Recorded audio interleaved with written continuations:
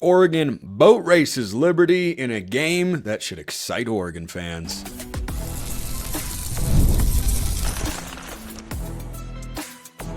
You are Locked On Ducks, your daily podcast on the Oregon Ducks. Part of the Locked On Podcast Network, your team every day. Yes, it is that time for a glorious episode of Locked On Ducks. I'm your host, Spencer McLaughlin. Thank you so much for making this your first listen or your first view post Oregon splattering Liberty. Oregon also beat Vanderbilt on the women's side. I'll talk about that later on today's show. This is part of the Locked On Podcast Network, your team every day and your number one source to stay up to date with the Ducks. Full basketball reaction coming your way on this show, which is brought to you by our friends over at 5 Hour Energy. Head to 5hourenergy.com to find over 15 flavors to choose from. Need one now? Grab a 5 Hour Energy shot at your local grocery store or convenience store. Stock up today and stay energized. I'm plenty energized, though, because Oregon just played the way that it's supposed to. Start to finish, this game was never close. I don't think Oregon ever trailed. It was 18-2 out of the gate. Shelstad had 17 points.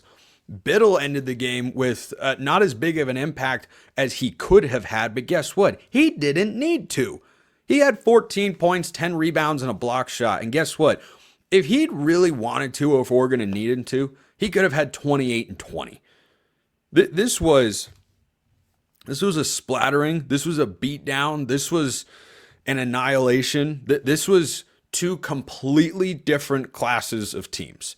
This looked like a team out of Conference USA trying to keep up with a team from the Big Ten, and Liberty was just outclassed. Liberty had a heck of a season. Hat tip for winning Conference USA.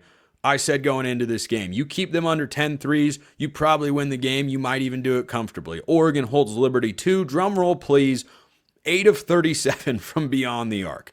And look, this is a really tough draw for Liberty for two reasons. Number one, Oregon has a lot of size, and they do not. Talked about that going into this game. That was going to be a problem. It was a problem right away for the Flames. They were out-rebounded 43-27.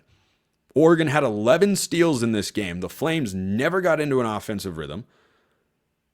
I don't know that there was, a massively pro-Oregon crowd. Certainly it was shaded from a crowd standpoint in favor of Oregon, but, it wasn't like some of the other crowds that we have seen throughout the NCAA tournament where it's like, wow, the arena's 90% full and it's 80% Oregon fans. But certainly it was a pro-Duck crowd. But Liberty was going from the other side of the country all the way to Seattle, Eastern time zone to Pacific time zone, and Oregon was going up the road where they just won a couple of weeks ago against a Big Ten team in Washington.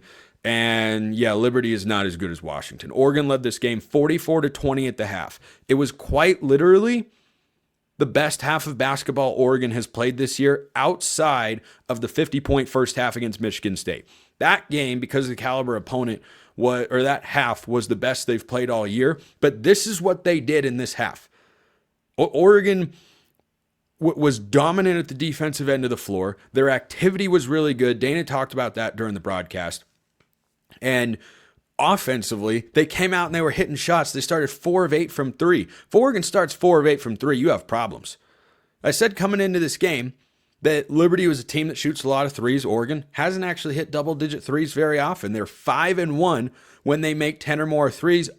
Make that 5-1. They were 4-1, sorry. Now they are 5-1. Oregon is when they make 10 or more threes. They went 10 of 21 from beyond the arc. They only attempted 11 free throws, which has at times been a bigger part of Oregon's offensive game plan and approach this year. But this was an incredibly balanced attack.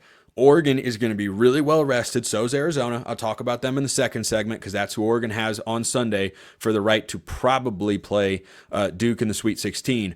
But second straight year that Dana Altman has guided this program to the round of 32. And this year is certainly more expected than it was a year ago, given the Pac-12 tournament run and the automatic bid and all that momentum. But this is what I have seen from this team. And I know Liberty is not the sort of team that makes a run to the national championship game or the Final Four, or they are not in the same galaxy as Arizona, who is just a completely different class of opponent. But this was the most dominant I have seen Oregon look against a team that they should beat soundly in a long time. Remember, this is a 12-5 matchup. The 12-5 matchups are usually dangerous. They're usually spicy. McNeese and Colorado State both won. UC San Diego, as a 12, had Michigan down by a point with 2 minutes to go, and they ended up losing by 3. Oregon, same seeding matchup. Yeah, they won by 29. Like 81-52. That'll do, donkey. That'll do. It's the best Shrek impression I've got. Not my best impression, but also not my worst. I got better ones. Anyway, so Oregon was getting scoring from all over the place, which is what has made this team so dangerous throughout the year. And by the way, TJ Bamba only had 6 points. He couldn't make a layup. I don't know why. He got to the rim at will. He just couldn't finish with his left hand. He on his own, left an easy 4 to 6 points out there that I hope he's able to find against Arizona, because that's going to be a much closer and more competitive game. But they didn't have that. Brandon Angel wasn't scoring a lot. He's had his moments in the last couple of weeks. He had 5 points. I thought he did some great things at the defensive end of the floor. But I thought that Dana Altman made an early substitution, bringing in Bam Tracy off the bench and KJ Evans and Supreme Cook. And Oregon was in the midst of a run. They were shooting the ball well, and then they pulled those guys out. And I thought, well, that's kind of odd. I thought he would have let the starters run a little more. Usually the subs are guys that come in with fresh legs to provide a spark when they get flat.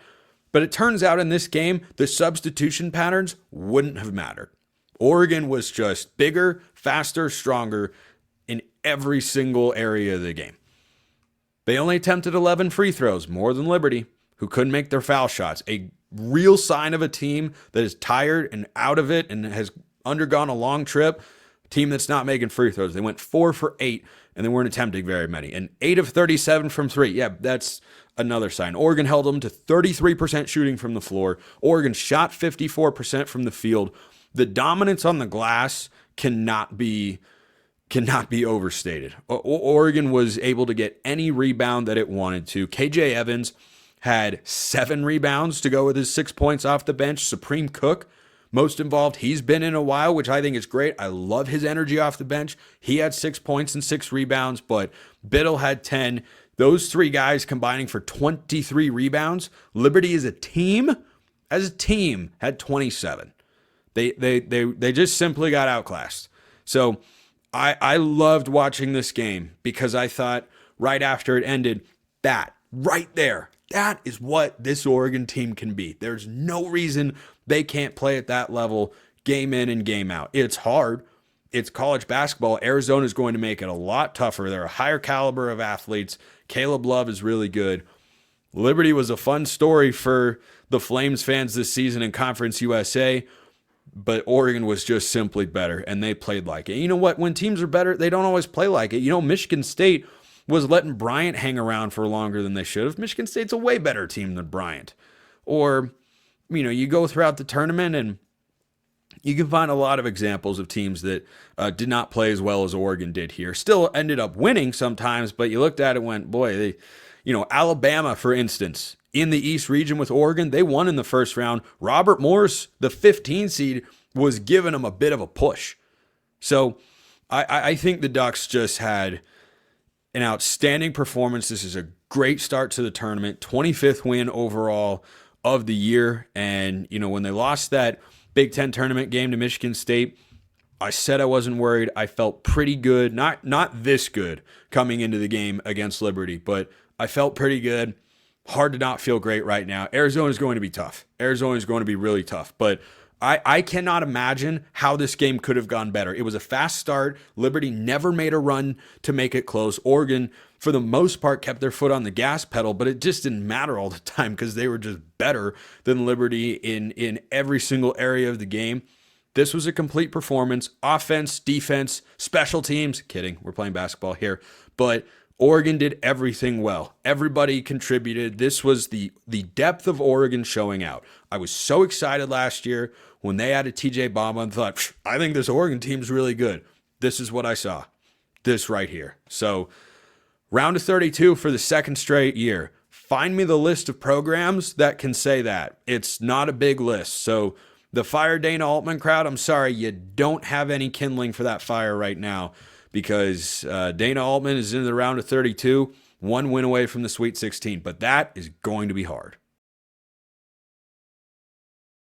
First, this episode brought to you by Nissan. We're all about the stats because numbers don't lie. And when it comes to the all-new Nissan Armada Pro 4X, the numbers are on an MVP level with the ability to tow up to 8,500 pounds. It can quite literally carry the whole team, plus the gear wherever you need to go. It's powered by a twin-turbo V6 engine, delivering the strength and performance to handle highways, back roads, and everything in between. And with room for up to 8 people, the Armada Pro 4X is built for big crews, big adventures, and even bigger memories. Whether you're exploring off-road trails or rolling up to the arena, the Armada Pro 4X brings power, versatility, and style wherever you go. Take your adventures to new heights in the all-new Nissan Armada Pro 4X. Learn more at nissanusa.com. And if you need a little boost now or in the future, 5-Hour Energy is the place to go. Daylight savings snuck up on us again, and if you're feeling that lost hour of sleep, 5-Hour Energy has your back. The extra sunshine means more time for fun, but sometimes you need a little boost to power through. Whether you're staying up late watching the NCAA tournament, which some of you are doing with the Ducks, squeezing in a round of golf after work, that's what I like to do, or just trying to keep up with your busy day, 5-Hour Energy gives you that quick, refreshing pick-me-up whenever you need it. So if you have extra daylight, you have extra activities to do. You might need something to boost you on through those activities. 5-Hour Energy is the perfect way to get outside for a hike or go for a quick run or just have a little bit of extra juice. Head to 5hourenergy.com to find over 15 flavors to choose from, including watermelon, blue raspberry, and peach mango. You can even build your own 12-pack or 24-pack delivered right to your door. Need one now? Grab a 5-Hour Energy shot at your local grocery or convenience store. They're everywhere. Stock up today and stay energized. Check out 5-Hour Energy today. So outrageously fired up about how Oregon played in this game. So, Arizona's up next. The 5-4 matchup. Sweet 16 berth on the line. Oregon hasn't been to the Sweet 16 since the COVID tournament. Not the one that got canceled, of course, but the one after that was still impacted by COVID with no fans there. LJ Figueroa, Eugene from Eugene. More on that in just a moment. Chris Duarte. Those guys got Oregon to the Sweet 16. They got blasted by USC, but that's the last time they were there. That was 4 tournaments ago. So major opportunity here. And I have said all along, Oregon could lose in the first round when they play at their worst. You know, they almost lost to a Portland team that's outside the top, I think 275 or 300 in the net rankings this year. Almost lost to Portland at home. Found a way to win in the non-conference slate. But their peak, they look like a Final Four team in the first round. We'll see who shows up on Sunday. We'll see which version. We'll see if they're able to make it work. But that version of Oregon, you're not going to beat Arizona by 29. But you play like that against Wildcats, and yeah, you can get a crack at number 1 seed Duke in the Sweet 16, which would be phenomenal. So Arizona boat raced Akron, and I did not pick this particular upset, but Akron was kind of a trendy upset pick in a 13-4 matchup. The 13 seeds got blanked this year, and that's what I thought would happen. Lo and behold, it did.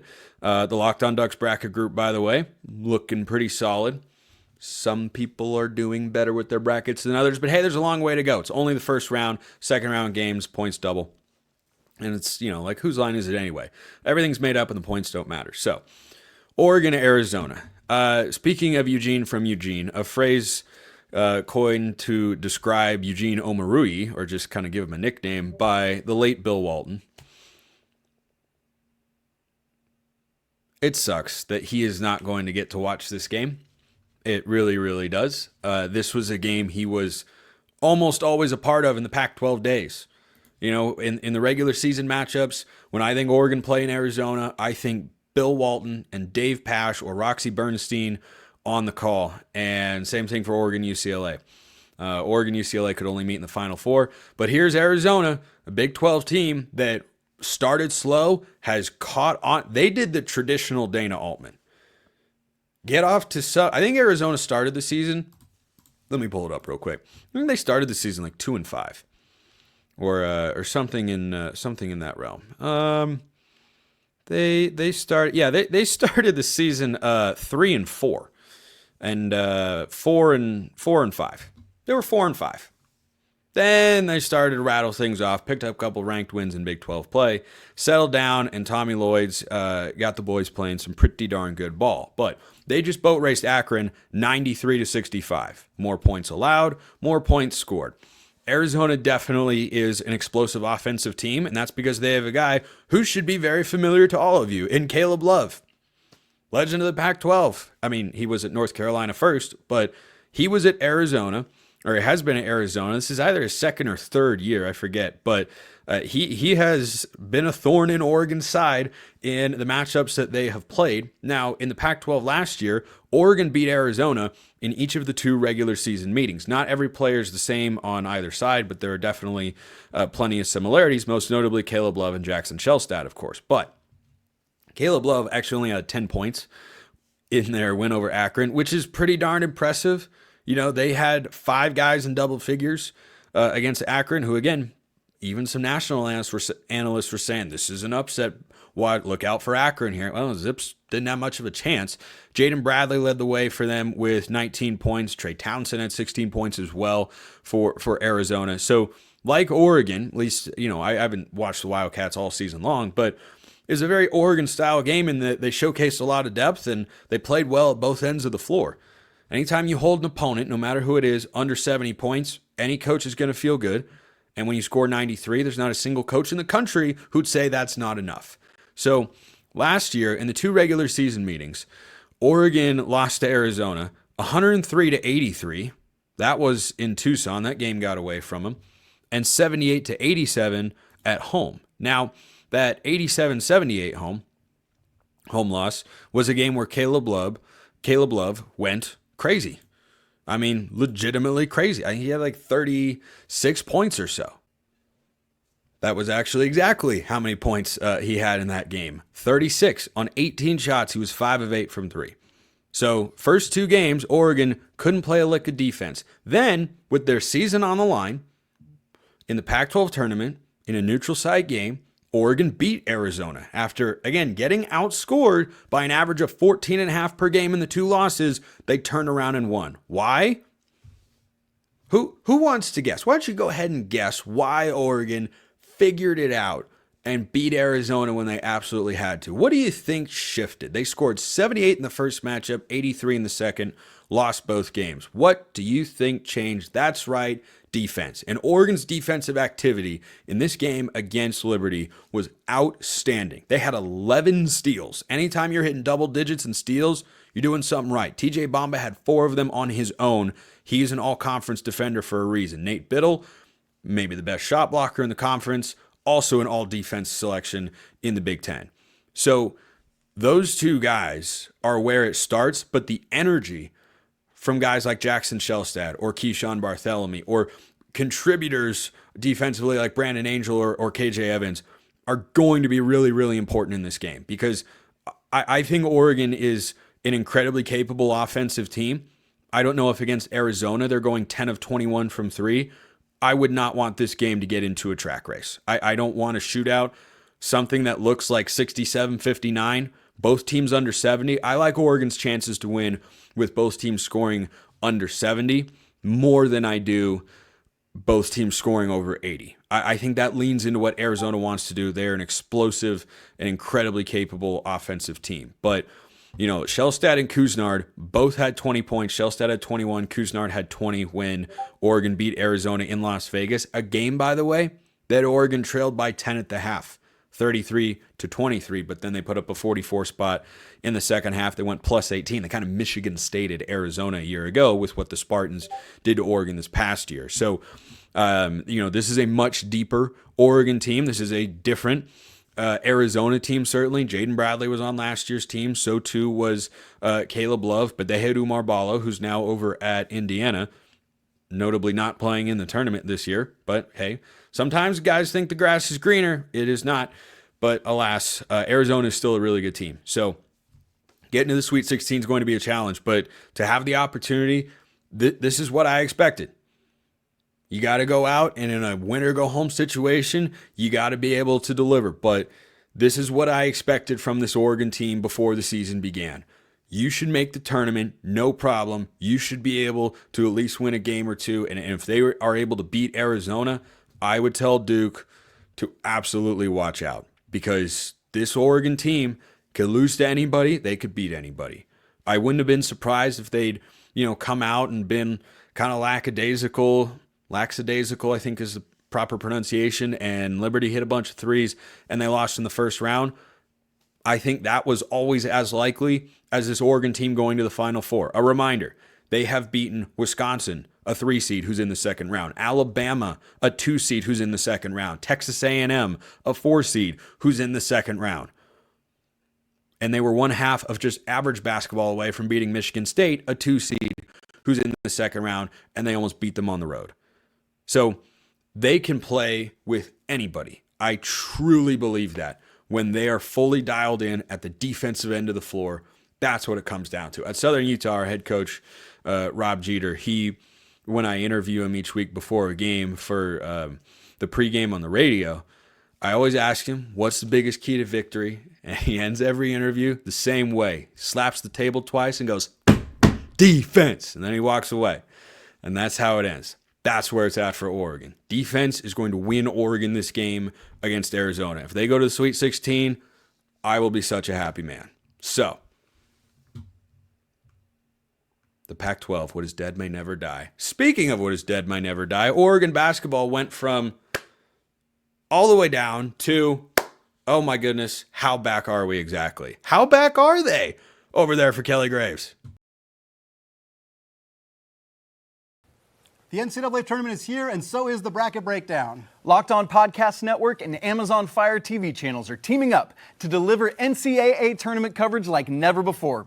Watch studio shows featuring former players and Locked On's local experts as they guide you through every upset, buzzer beater, and bracket matchup. Stream it all for free on Amazon Fire TV channel. Search Bracket Breakdown to see it all for free. It's your team every day.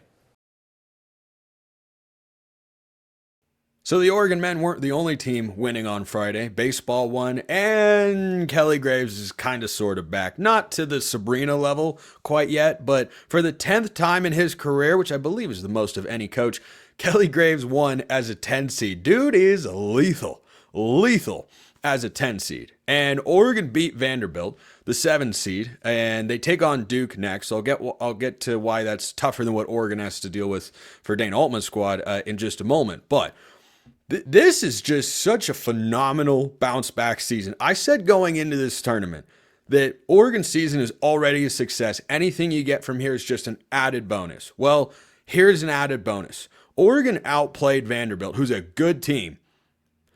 Outplayed them, almost gave it away. There was a call at the end of this game that Oregon didn't get. They should have had 2 free throws with 0.2 of a second left, and only one would have needed to go in to win the game. But Oregon blew a 19-point lead that they had built in the third quarter, and the game ended up going to overtime, and then Oregon outscored the Commodores 10-6 to win 77-73. Duke is up next, and this is just an incredible one-year turnaround by Kelly Graves. And last year, there were plenty of people, I'm sure, I know there were some, I'd hear from them from time to time, but I'm sure there were plenty more people that thought Kelly Graves needs to go. Kelly Graves is not, and in their defense, I will defend that crowd more than I'll defend the Fire Dana Altman crowd who's in the round of 32 for the second straight year. However, I'll also point out I was never in the Fire Kelly Graves camp because of one down season, but it was down. It was bad. Last year was the worst season that I can remember for Oregon women's basketball. To follow that up 1 year later and to be in the round of 32 is remarkable. Absolutely remarkable. And Coach Graves and his staff should be commended, and the players as well, for what they have done this year. I mean, this has been huge. I didn't think Oregon would be in this spot for another year or two on the women's side if they were building back up. This happened quicker than I expected, and the 2 transfers they brought in were the big reasons why. Peyton Scott from Miami of Ohio and Deja Kelly, who had a team-high 20 points on 6 of 16 shooting and had 3 steals and 8 rebounds to boot. She was great, both she and Scott had some tough shot making in this game. The art of the mid-range jumper and driving to the basket is not lost on either of those two in this modern world of basketball. So what Kelly Graves was able to accomplish this year has been phenomenal. Absolutely phenomenal. And it's been embracing the portal that I think has been a big part of it. Oregon's not in this spot without either of those two, who I believe are done from an eligibility standpoint after this season. But hey, who knows where this season is about to go? Because Oregon, who lost their first game in the Big Ten tournament to Indiana, then came and bounced back and beat Vanderbilt, and they were going all the way across the country. They were in Duke's Arena. They were in Duke's Arena here. So to have this level of turnaround, a 14-game losing skid where they were getting blown out regularly a season ago in that stretch, it's not like, oh, they were competitive losses. No, they were getting housed. They were getting absolutely worked. And people did ask, oh, is Kelly Graves just kind of done as a head coach? No, he's not. He's still a really good coach. And a couple of years ago, those questions started to surface. Narrative kind of started to form amongst some sections of the Oregon fan base. Is Dana Altman does miss the tournament 2 years in a row? He might miss the tournament 3 years in a row. Had he not won the final Pac-12 tournament, he would have missed the tournament 3 years in a row, but he did win that. And Kelly Graves might have had more of a hot seat if this season hadn't gone well, but it is going well. So both these guys have got my full-fledged confidence to lead their respective programs. But Deja Kelly, Peyton Scott led the way. But the reason that this game is going to be tougher for Kelly Graves and company is the way it works on the women's side is different than how it works on the men's side. So the men are playing in Seattle at Climate Pledge Arena, which is where they will play Arizona on Sunday, and where the Wildcats just beat the Akron Zips, as I mentioned in the previous segment, and the winner will then go on to the Sweet 16 and likely face Duke. Now, the difference, and what a storyline that would be, the women are going to face Duke. If the men also face Duke, that'd be something. But let's not get ahead of ourselves here, because there's an entire game to go between now and then, and Duke has to win their game. So a lot can happen in March, of course. But the women have to play in Duke's Arena. The women's college basketball tournament does it like college baseball, where teams host a regional site. Duke is hosting the regional. And so for the women to not just be on the other side of the country, which, as I mentioned earlier, look to be a factor for Liberty going all the way to Seattle, they're going to be in Duke's Arena. That's going to feel like a de facto road game. And that's certainly a challenge. Now, would it be awesome for Oregon to find a way to win that game? 100%. But as I said coming into this tournament, and I'm saying it again now after Oregon's win against Vanderbilt, which was almost a mess and would have felt like a disappointment because of how well they were playing. I mean, they had a 19-point third quarter lead, and then all of a sudden the game was tied with 4 seconds to go in the fourth quarter. Like, it was missed shots, missed free throws, bad turnovers. There was just a lot wrong with what Oregon did in that stretch of time, but they found a way to get it just to overtime, to not be losing right then, and then to be able to go to overtime and win after giving up that lead, I think shows a lot of veteran leadership from the two transfers I mentioned, Scott and Deja Kelly, and just a lot of intestinal fortitude. Philly Che, you got to throw her in that conversation as well. Philly Che is a unique women's basketball player. She cannot be moved. She's too strong. She's too big and too strong for everybody that tries to go up and guard her. And her defensive impact, I think, is really, really important for the Ducks. But if they go and win this game to Duke, hey, let's talk about what kind of magical run they could go on. But overall, this is immediately a successful season plus. I had already said it was a successful season just to make it to the tournament, to be in the field, but to win a game and for it to have not been fluky, where they outplayed Vandy and then let it slip, rather than they climbed their way back into it and they felt like they just kind of, scrapped and fought and clawed, but it didn't feel super sustainable. No, they looked like they were just playing good basketball out there. And if they're able to do that again, heck, it's March, man. Crazier upsets have happened out there. They only attempted 16 threes and they attempted 27 free throws. Now, Oregon needs to make more of those. They made just 15 against the Commodores. Going up against the 2 seed in Duke on their home floor, yeah, you're going to have to make more than 56% of your free throws as a team. But I think this was just such an awesome moment for this program. I mean, it was just last year that it was in chaotic free fall. And now all of a sudden, they've got serious momentum. And we'll see how far this season goes. We'll see how they attack the offseason. But what a coaching job by Kelly Graves and his staff to flip around the culture and get back to their winning ways. This is where I expect Oregon basketball to be. Men's side, women's side, in the tournament, winning games, trying to figure out how they put together a team that can make a run to the Final Four and, God willing, a national championship one day. So I'm here for it. Congratulations to the Ducks, and we'll see how they fare this weekend. Appreciate everyone listening. I will see you next time. Have a wonderful rest of your day, and go Ducks.